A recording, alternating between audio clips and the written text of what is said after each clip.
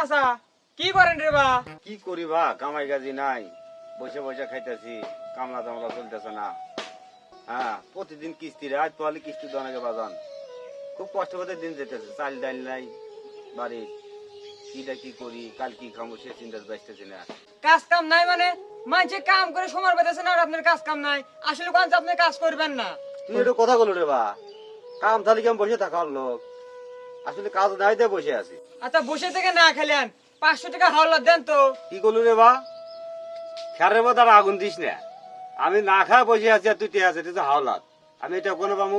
আসলে হাওলাত দিবেন না তাই কোন? হ হ, তোকে হাওলাত দল নাইবি, আমার কাছে নাই, আমি বাঁচতেছি না সেই চিন্তায় অকে হাওলাত দাঁড়াবি যা। আচ্ছা তে হাওলাত চাইবে, আমার দিন পর যাইতেছে না, অকে হাওলাত দাঁড়াবি যা। যাই নিজা কথা কা বাঁচলাম বাবু, অকে হাওলাত দাঁড়াবি যা।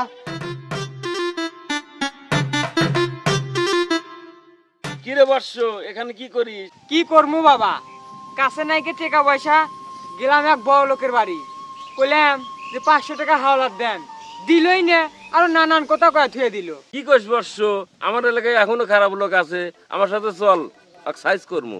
না বাবা, আপনার সাথে আমার যাওয়া যাবে না, আমি এখন ওই বাড়ি থেকে আসছি, এখন গেলে পরে শালা কবি কি যে শালা নিজে পারে না, আবার বাবার সাথে কই নিয়েছি, ওর সাথে আপনাকে আমি একটু ঠিকানা দিয়ে দেবো আর বাড়ির, আপনি চলে যান।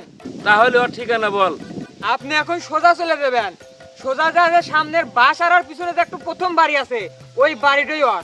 আচ্ছা তুই টেনশন করিস না, আমার এলাকায় এখন খারাপ লোক থাকবে না, সাইজ করতেছি।